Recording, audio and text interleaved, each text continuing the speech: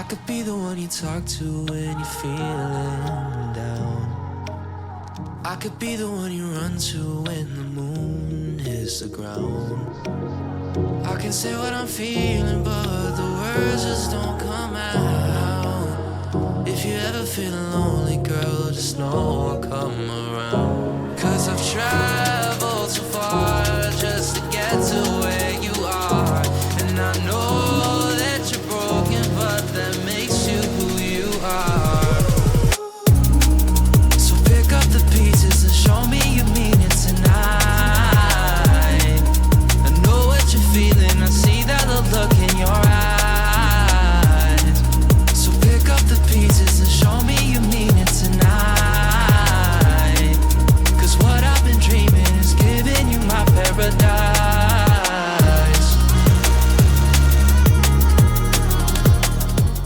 Marahil marami sa inyo yung nag-aabang ng review ko dito sa pinakabagong Suzuki Raider 150 Fi Pearl Bright Ivory. So, in this video guys, ayan, kasama na nga natin itong pinakahihintay yung motor. Yung pag-uusapan natin dito is yung specs, features, at syempre yung updated price. Kaya naman tara, samahan nyo ikutan itong motor na to. Let's go! So, sa mga nag-aabang ng color variant na Pearl Bright Ivory ni Suzuki Raider 150 Fi, finally guys, meron na tayo nakita dito sa LYR. So, maraming nag-aabang na mga subscribers ko sa kulay na to dahil nga daw napakaganda. So, this one is yung Sports Edition kasi meron dalawang edition si Suzuki Raider na nilabas ngayon 2024, yung Rug or Rug Edition at saka itong Sports Edition. So yung first impression ko nung nakita ko itong motor na to guys, napamangha ako kasi modern na yung kanyang kulay, maging yung kanyang decals. Tapos kung mapapansin nyo guys, hindi siya ganun ka-colorful, medyo plain lang siya, tapos meron siyang color combination na matte black at ayan, Pearl Bright Ivory, no? Pero kung titingnan natin, para siyang dirty white. Pero yung tawag sa kanya is Pearl Bright Ivory. Tapos dito, glossy yung kanyang texture, while dito is nakamat.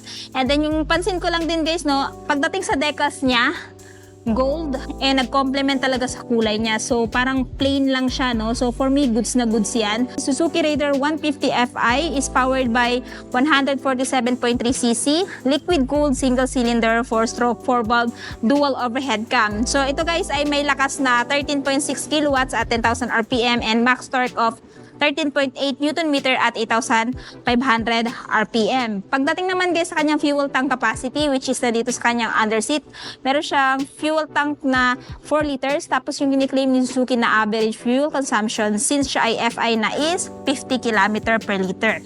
Pero it may vary pa rin guys sa throttle habit ng driver. Kung malakas kang magpatakbo, well, hindi mo maabot yung kini-claim ni Suzuki na 50 km per liter. Pero kung takbong pogi ka lang, ayan, kayang-kaya mo yung abutin. And isa pa guys na nagustuhan ko dito, aside sa forma niya, no, mas pinamodern na yung looks niya. Though kahit decals at saka color nagkaiba doon sa old version, nandun pa rin naman yung pagka-supreme niya, which is ito nga yung tinatawag nila na the pinnacle of hyper underbone. Kasi yung the king of underbone guys is yung si Suzuki Raider Carb, which is ayan, meron din silang bagong model at saka bagong color variant. So pagdating sa headlight, ganun pa rin naman guys, wala pa rin naman pinagbago, no? Naka-LED turn signal is naka-bulb type. So comment down below guys if ever i-upgrade to ni Suzuki, ano yung mga upgrade yung gusto nyo pagdating dito kay Suzuki Raider 150 Fi. Next, pagdating naman dito sa head, nandito pa rin yung kanyang pride of ownership, which is yung kanyang emblem na Suzuki. Nandito meron pa rin sticker, ayan, na Fi fuel injection. Tapos pagdating dito sa side, nandito yung kanyang decals na hyper underbone. So, combination siya guys ng Pearl Bright Ivory at saka ng gold. Para kasing gold yung kulay ng kanyang decals guys. Same dito sa kanyang mags. Nag-complement talaga yung kulay ng dalawa. Pagdating sa suspension, ginamitan siya ng telescopic fork suspension. And ganun pa rin naman, single hydraulic disc brake with dual path piston brake caliper. So, good thing guys na naka-dual path yan para nang sa ganun, yung braking system niya, lalong-lalo sa high speed, napakakapit na, no? So, ayan, comment nyo sa baba kung if ever gusto nyo itong i-upgrade ng EBS.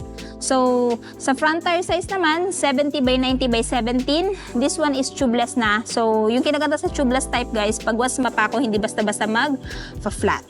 Ayan. Tapos, ito yung kanyang fender guys, naka-matte black. Tapos, nandito yung kanyang radiator. So, if I were you guys, if ever ito yung bibilhin yung motor, bili kayo ng aftermarket na radiator cover nang sa ganun, hindi siya matamaan ng bato-bato kasi yung tendency nito pag once natamaan ng bato-bato, yuyupi. Tapos yung horn, ayan guys, may cover na yung horn. Undercowl niya, pamprotekta yan sa mga bato-bato para hindi madaling matamaan yung engine ng motor na to.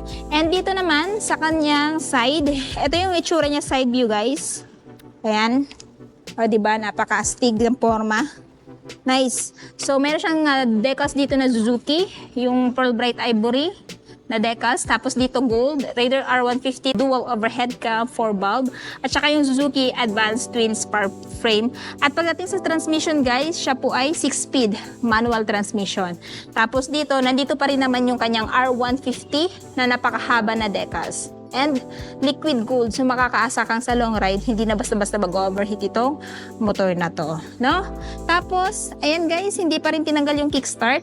For me, goods na goods yan, para nang sa ganun, pag madiskarga yung baterya, ayan, may pag-asa pa kayong mapaandar tong motor na to. Kasi yung ibang motor ngayon, na underbone type, tinatanggalan na ng kickstart. And sa akin, mas favor sa akin na may kickstart. Para nang sa ganun, hindi ka aasa sa electric start lamang. Tapos, nandito yung kanyang brake pedal, foot peg ng driver, tapos yung foot peg ng angkas. Ayan. Yung sa tambuchon naman niya guys, same pa rin ang designs, kagaya ng dati. Meron pa rin siyang heat guard. Ayan. Metal yan. Maging dito, exhaust end cap, silver yung datingan. And, balik muna tayo dito sa kanyang handlebar. So, sa handlebar guys, no? Napaka-aggressive pa rin ang design, parang naka-V. Yung mga buttons and switches dito sa right side is, ayan, electric start. And aside dyan, wala ka nang ibang makikitang buttons, no? Sa left side naman, meron siyang patayan ng ilaw. Ayan, patayan din ng ilaw ng dashboard to. Tapos high beam, low beam, turn signal switch, off, tapos yung horn. And then, pagdating sa dashboard, so, hindi natin makikita yung dashboard guys kasi saka lang nila to ina-activate once na purchase na. Pero yung information naman meron dito is kagaya ng speedometer, RPM indicator, trip A, trip B, tapos yung fuel gauge. Ayan, yung basically type lang naman ng mga information na kailanganin mo sa isang motor. Tapos meron siyang select at saka adjust. So, dyan ka mag-select at saka mag-a-adjust ng mga information dito sa dashboard. So, naka-fully digital instrument panel na din siya. Pagdating naman sa kanyang side mirror guys, typical dahon type pa rin. Ganun pa rin, kagaya ng design ng dati. So, kung if ever bibili kayo ng aftermarket at gusto nyo itong palitan itong side mirror na to, meron akong i-recommend sa inyo, which is yung gamit ko kay Click na Street King side mirror. So, ilalagay ko po yung link sa baba para maka-order na din kayo. Tapos dito sa kanya ignition guys, meron na din siyang key shutter. So safe na safe yan para hindi madali mabuting-ting ipapark mo to sa matataong lugar. Ayan. And then dito, pansin nyo guys, meron siyang front pocket dito. So may maliit siyang front pocket dito, pwede mo ilagay yung papers ng motor, coin purse mo. Ayan, mga personal belongings mo na maliliit na pwedeng mailagay dito. Tapos pagdating naman guys sa kanyang upuan, syempre hindi ka makakaasa, generous yung seat niya since underbone type to ng motor. Ayan. So, goods na goods yung pormahan niya sa pormahan ng motor na to. Pero kung sa comfort, wala siyang may bibigyan ng comfort para sa inyo guys. Ayan. So, dito tayo sa kanyang grab bar. Ayan, ganun pa rin guys, naka-matte. So, napaka-sharp din ng design and napakaganda din ng pagkaka-mount, durable. So, goods na goods yan, hawakan ng angkas mo kung ayaw niya namang humawak sa inyo. So, dito tayo banda sa kanyang likod. Pagdating naman dito sa kanyang gulong sa likod, guys, IRC yung brand, same sa front, tapos naka-mugs na gold. Ayan, tapos ito ay merong tire size, guys, na 80 by 90 by 17, tubeless. So, pag mapako to, hindi siya basta-basta magpa-flat. So, may iiwan lang yung pako dito, guys. At saka siguro nakauwi na kayo before nyo pa napansin na napako kayo. So, yun yung advantage kung bakit mas maganda yung tubeless kaysa doon sa tube type. So, braking system is single hydraulic disc brake and single pot piston brake caliper. Suspension naman na ginamit guys is monoshock swing arm suspension. Tapos sa tail naman, ayan, full assembly pa rin. So, comment down below kung gusto nyo itong i-upgrade ni Suzuki ng LED. Ayan. At kung ano pa yung gusto nyo i-upgrade dito sa motor na to, i-comment nyo na din sa baba, no? Para nang sa ganun, malay natin by next year, i-upgrade na nito ni Suzuki. Tapos, dito naman guys, nandito pa rin yung ilaw ng plaka, yung plate holder. May sticker pa rin na Suzuki, which is yung brand niya. At saka yung napakahaba niyang rear fender. Tapos dito sa side, ito yung looks niya sa side. Ayan, so parang nangibabaw yung kulay ng gold guys, no? Tapos yung pearl bright ivory niya, napakaganda. Tsaka napakaganda din ng paint job guys. So pag malikabukan, hindi masyado halata kasi hindi siya ganun kaputi. Para siyang dirty white tingnan sa personal, no? Tapos dito, ito yung kanyang chain cover, swing arm niya, foot peg ng angkas of course. Tapos yung kanyang 6-speed manual transmission. Ayan, merong nakalagay dito guys na gear niya. So 1 down, neutral, and the rest is up. Ayan.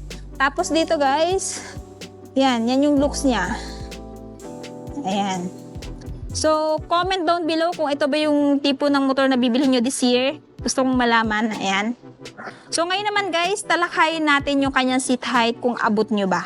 So, ito yung itsura natin guys pag nakaupo kayo Suzuki Raider 150 Fi. So, meron tayong height na 5'5" at sa seat height niya na 765mm at ground clearance sa 150mm.